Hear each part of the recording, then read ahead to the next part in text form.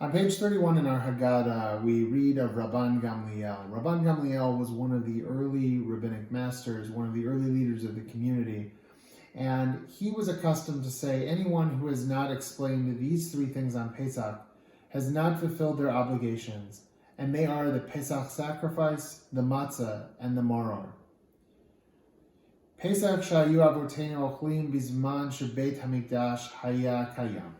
This Pesach offering, represented by the shank bone, that our ancestors were accustomed to eating when the temple existed, for the sake of what was it? In order to commemorate that the Holy One, blessed be God, passed over the homes of our ancestors in Egypt, as it is stated, and you shall say it is the Passover sacrifice to Adonai.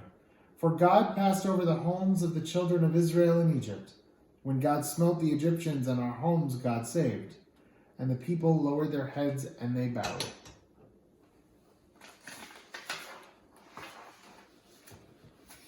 We now hold the matzah up.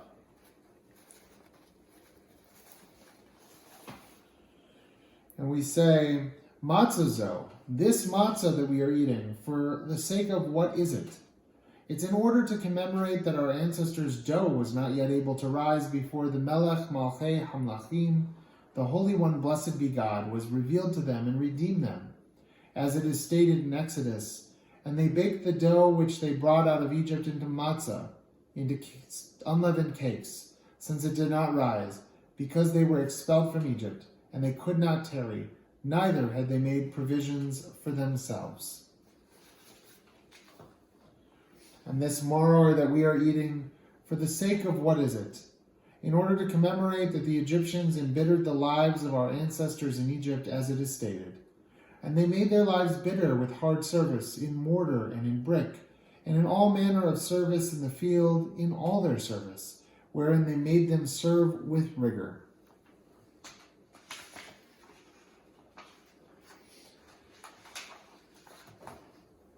We learn that in every generation, one is obligated to see oneself as one who personally left Egypt. Just as it says, you will tell your child on that day, it is because of this that God did this for me when I went out from Egypt. In other words, each one of us is commanded to remember that we were once slaves in Egypt. And because we know what it is then to be the slave, to be the other, to be the outcast of society, we know what it is to be different. It is then incumbent upon us to use that experience and to work for the day when everyone, men, women, children, Jews and non-Jews, are all free.